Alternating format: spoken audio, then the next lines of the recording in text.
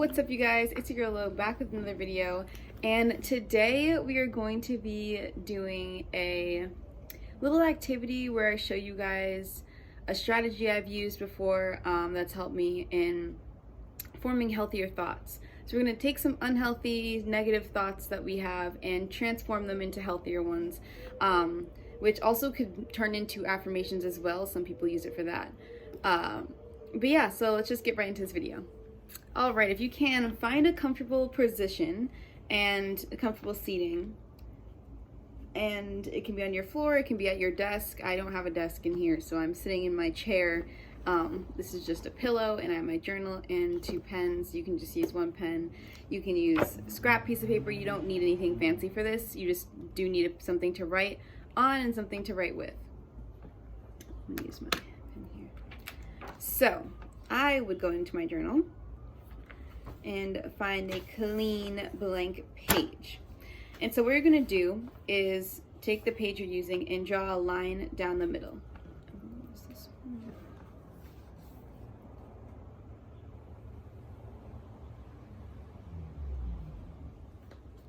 So literally, it looks like this. It's just a line down the middle. And then on one side, so on the left side, you're going to be writing down everything that you pretty much overthink about. So, something for me.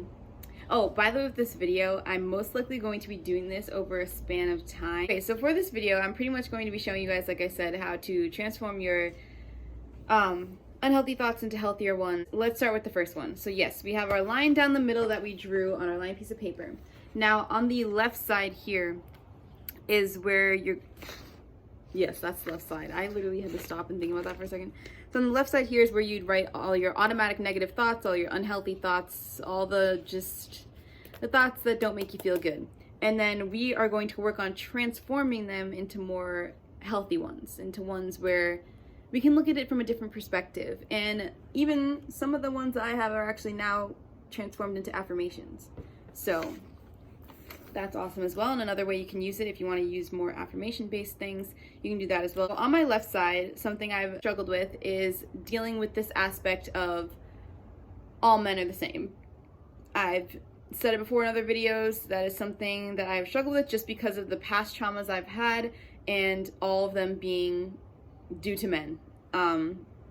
Every abuse, every act that has been put upon me, whether physical or verbal or whatever, emotional, has been due to men. So my mind then created this all men are the same mantra, and that just, you know, I have been inside that little bubble until now that I'm healing and learning that no, we cannot continue to say this. We cannot manifest that all men are the same. They're not. So anyway, on this left side, we'd write, and if you also, this is something you struggle with too, you can write this one down. So for the first one, you're writing down all men are the same. Like, just write that down.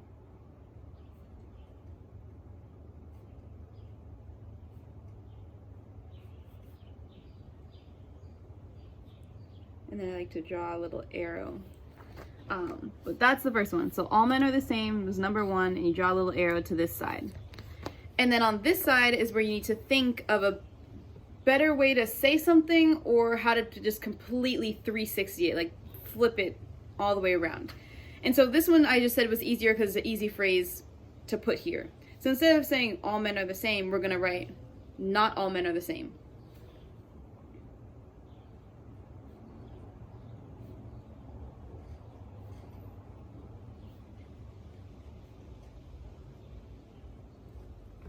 And there we go. We just transformed this ugly, negative, unhealthy thought about this one gender and switched it to let us know, to remind us that not all men are the same, and to start manifesting that. So the whole point of this activity is, once you get your list, it can just be one thing, it could be like 25 different things. However many things you need to write down. What you have to do is then use this side, the right side, and start speaking all these phrases, all these little notes into existence. So now once we've written down the unhealthy one, we have to let go of that and start repeating this healthy one. So we're done with all men are the same. They're not. Now that's out, and all we're going to say from now on is not all men are the same. Not all men are the same. Not every man on this planet is the same. Not every man is going to hurt me. Not every man is going to disrespect me. Not all men are the same. That's it, period. Okay, y'all. So, for number 2, I've written here, I can't do this anymore. That's another automatic negative thought that I've kind of had before, also an unhealthy thought, and we're obviously going to change that. So instead of saying, I can't do this anymore, you would switch it to, I can do this. I am capable. So you can switch this to, I can do this. Now with this one, if you wrote something specific like, I can't ace this test, you can make the response like, I can ace this test. I am capable of acing this test. You know what I mean? This one I'm not making as specific because sometimes it is a more generalized thing for me. And it's applied in all different areas when I was having this thought a lot. So we're switching this to, I can do this. I am capable of this. Okay, number 3, we've got I'm not good enough / this isn't good enough. And so the I'm not good enough is self-explanatory, but this isn't good enough applies to things when we're doing a certain activity, and maybe like you're writing an essay or something and you're constantly just like rereading it and feeling like you are not, like everything you're saying is not good enough, or maybe the way you talk, like you're saying this isn't good enough, but like you have to remind yourself that it is. And I think sometimes when we get lost in rereading, which is always good to reread and edit and stuff, but there's definitely a time where you have to stop and like don't continue to do it, because then you'll get in your head and you start overthinking it. That's how, perfect example, on tests, when I used to take tests, and I absolutely hate tests, I totally knew the right answers, would write them down, but then when I went to go reread it, I would stare at the question for so long, I would get in my head about it and start overthinking, and I'm like, wait, it actually could be this, or it could be this. And now I've like fucked up, because then I end up changing the answer. And I've had so many conversations with teachers where like, we'll sit down and they'll be like, Lauren, like, you were doing so well in this, like, what happened with this test? And we'll go over it, and I'll be like, oh, like, that one was my first answer, or like, this one was the one I chose first and I switched it. And it's like, why did you switch it? And it's because I sat there and I told myself, like, this wasn't right, it wasn't good enough, like, I'm wrong. Kind of like, for the I can't do this and like, I'm not good enough thing, those are both like a lack of confidence areas. Those are parts where it's just your insecurities kind of come out, and you have to work on reminding yourself that you are good enough. Whatever you're doing is good enough, and you know, you're trying your best, and everything that you do matters. I feel like I'm yelling right now because of the rain. But yeah, so we're switching the I'm not good enough / this isn't good enough to I am good enough.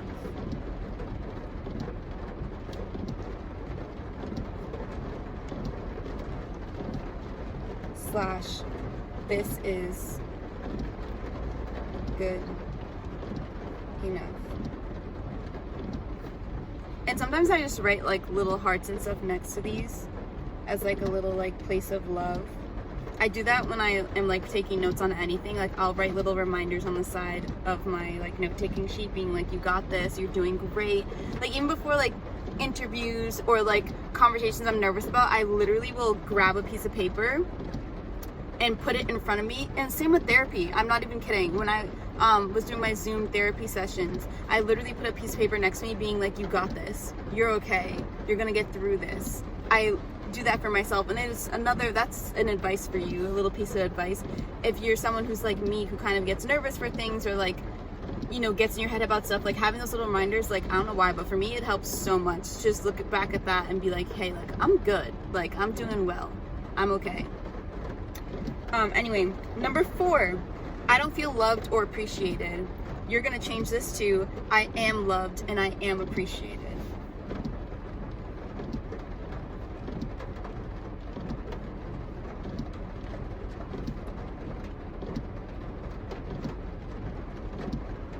And And with this one, it's another one where you have to work on it yourself. But I will say, sometimes I tend to notice when this one came up the most for me is if, let's just say, a long period of time has been between the last time you talked to one of your close friends or whoever, could be family as well. I usually would use that time to reach out and be like, hey, like, how have you been? How are you doing? Like, I'll try my best to take that next step, because I know it can be nerve-wracking sometimes where you like get in your head and you're like, oh my gosh, like I didn't answer them, or like they didn't answer me for so long, maybe they don't want to talk to me, like this person doesn't like me anymore, they hate me. That's actually one of the next number 5 is all my friends hate me. And I know that stems from just like not communicating and no one like reaching out, and it's from both ends. So I think it's really smart to kind of either have that conversation. If you notice that you're the only one who's reaching out all the time, have a conversation with your friends and be like, hey, like I have noticed that I don't feel this energy being reciprocated, or I feel like you guys don't like show me the same sorts of love and appreciation that I do for you, and I was wondering if there's ways we can talk about this. Because I've actually had this conversation with my friends where I've genuinely been like, I don't feel loved or appreciated, and like I want to communicate better, even though I know like everyone has their own life, like everyone has jobs, everyone has family, like whatever's going on, obviously. But I think, one, letting the people in your life know how you're feeling, but then 2, coming up with ways you can work around it. Half of it has to be yourself in knowing that you can't have someone at your beckoning call 24/7, and then the other half has to be, well, you can talk like once a week or something, or maybe check in, or like have a code to be like, you can have like a heart sent, like a heart emoji, and be like, hey, I'm just letting you know I'm thinking about you, I miss you, but I'm busy right now. Like that heart could just represent that entire statement. So it's just like little things like that will make such a big difference in your friendships. Definitely communicate those feelings out to them. And at the end of the day, if your friends either get defensive about it, or they feel like they aren't doing anything wrong, or they're not willing to change anything, you have to get new friends, honey. Like, they're not real friends if they don't even care to hear what you have to say, and they don't care to like change their habits or behaviors. So definitely, like, that's a moment where you can do some self-reflecting and be like, wait a minute, are these people meant to be in my life? Like, should I start to like, you know, rid yourself of these people? Because maybe that was just part of a chapter in your life that it's now time to close and move on to the next one, and they aren't meant to be in every single chapter of your life, you know? So do some self-reflecting on those ones, but definitely communicate and have a conversation. And trust me, I know it's hard, I know it's difficult, but if you want to see change, like, you're gonna have to do it. It's coming from me, and trust me, it's hard for me to have conversations too, and it takes a minute sometimes, but you got to do it. And if they really loved you, like, it's not going to be a hard conversation, I promise. Number 6, oh my gosh, this one is one I'm actually working on, and this is just when I'm at my lowest. I feel this way. This one says, I have no right making a business on mental health because I'm struggling. And this one's I've actually noticed a lot in the mental health and business community, and I actually follow a girl who talks about this sometimes as well, where it's like, so you all know I have a business, Treat Yourself, and it's where I provide you guys with the tools that I use to help me to help you. So everything I learn and everything that is helping me manage like my mental health and my lowest days and stuff like that, I like to create and make for you guys, because I know how it feels to, like, if you don't have the right tools or the proper resources, and I want to provide that for you guys. Well, obviously, I mean, it's not like I'm perfect or anything, no one is, and it's okay to still struggle and have a business. And I'm gonna write the thing, but I'm just explaining first. So I kind of have to remind myself, like, hey, like, there's a reason you're doing this, and it matters, and you matter.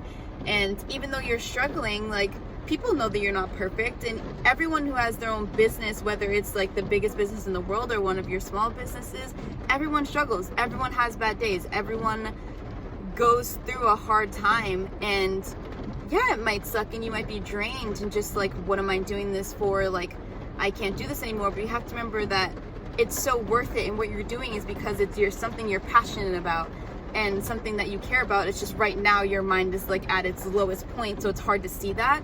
But literally reminding yourself over and over and over again why you started the things that you like started, what you're passionate about, like how it makes you feel. Like, I remember when I get an order, or like someone comments on a post or something like that, or participates in one of my Q&As, like that brings me so much joy. And so kind of reminding myself, like, remember you feel like this when this happens, type of thing. It just makes such a big difference and can help so much. you do have a right to create a business helping other people with their mental health while you're still struggling, I guess is the point. But yeah, a lot of affirmations and reminders are really like the biggest thing with helping to fight off these unhealthy thoughts.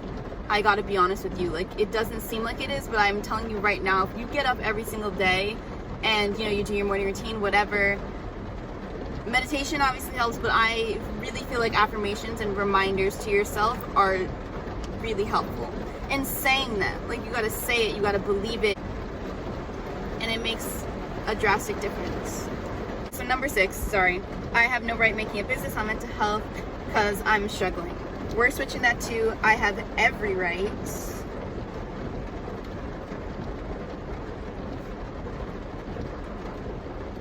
to have a business focused on mental health, even if I still struggle. Okay. Oh, I never did this one. The all my friends hate me one. We're switching to my friends love and support me. I'm gonna read off the unhealthy thoughts and how we turn them into healthy ones. And also just let me know if this has helped you at all. This is something I learned in therapy. I was taught it about like a year and a half ago, and at first I was like, you know, this is like weird, like I don't know how this is gonna help me. And now I understand, and it does help me a lot, and it just reminds me how amazing I really am, and that these thoughts are just thoughts, and I'm not allowing them to control me. Number 1, all men are the same. We switch that to, not all men are the same. Number 2, I can't do this anymore. We switch that to, I can do this, and I am capable of this. Number 3, I'm not good enough / this isn't good enough. I changed that to, I am good enough, and this is good enough. And remember, that can apply to specific things. If you have a specific thing that you always say this about, write that specific thing. I don't feel loved or appreciated. I am loved and I am appreciated. Number 5, all my friends hate me. My friends love me and support me. Number 6, I have no right making a business on mental health while I'm still struggling. Switch that to, I have every right to have a business focused on mental health even if I still struggle. So yeah, and then something my therapist told me once is if after you write down your unhealthy thoughts and you switch them to healthy ones, you can actually, depending on how you write in here, just like rip that side off if you want and like throw it out and just keep the new ones, or make your page like this. So I already showed you how it was, but like I wrote, you know, on each side, or fold it over. And then the other way is just after you've written on this page of paper, you can take another blank sheet of paper and just write the new like healthy ways to counter argue those unhealthy thoughts. So you just have the ones down. And then you can also do what I've done, which is I started a wall on my door. I made my wall of affirmations, and sometimes I have taken like the ones that I make here into little affirmations, and I will add those there as well. That's all we have for today's video, and I really hope you guys found this helpful. I would love to make more videos like this where I show you the different strategies of like combating stuff like your automatic negative thoughts and turning them into good and healthy ones. So if you like this sort of video, please let me know in the comments. Message me at all if you need help. If you want me to explain something better, like let me know. And yeah, so I really hope you enjoyed this video. I enjoyed making it, and I hope this helped at least one of you out there. And just a reminder that you're beautiful, you're amazing, and you are capable of so much more than what your mind tricks you to believe. Like, you truly are so capable.